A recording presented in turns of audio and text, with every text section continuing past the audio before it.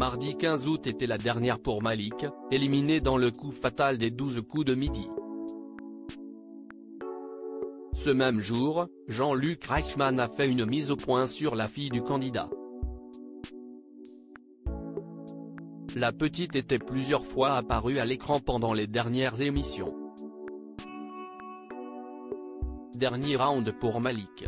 Après avoir déjà frôlé l'élimination lundi, c'est finalement ce mardi 15 août que le candidat s'est fait éliminer lors du bien nommé coup fatal de l'émission Les 12 coups de midi.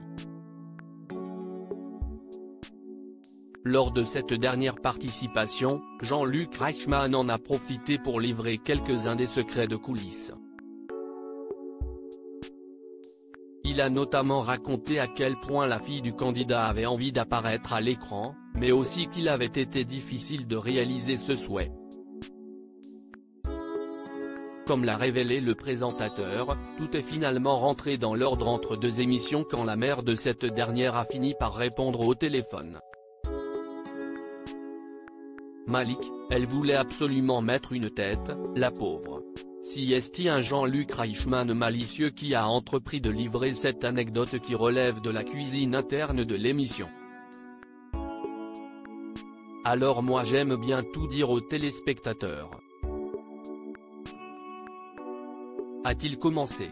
Avant d'expliquer, l'enfant de Malik faisait partie du public. Elle faisait coucou aux caméras pendant le tournage. Elle voulait absolument mettre une tête, la pauvre. A en effet confirmé le futur éducateur de Bourges. Sauf qu'entre deux enregistrements, ni les équipes, ni Malik n'ont pas réussi à joindre la maman de la petite. Et il nous faut les autorisations de tout le monde, a insisté l'interprète de Léo Mattei.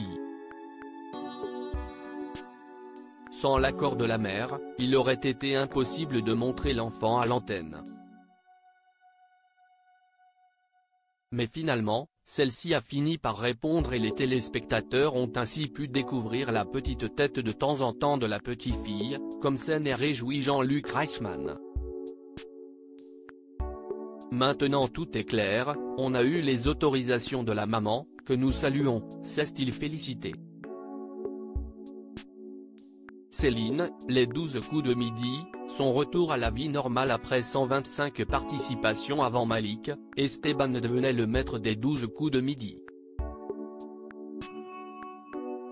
Il prenait ainsi le trône de Céline, reine incontestée de l'émission ayant remporté 495 € de gains et de cadeaux après 125 participations.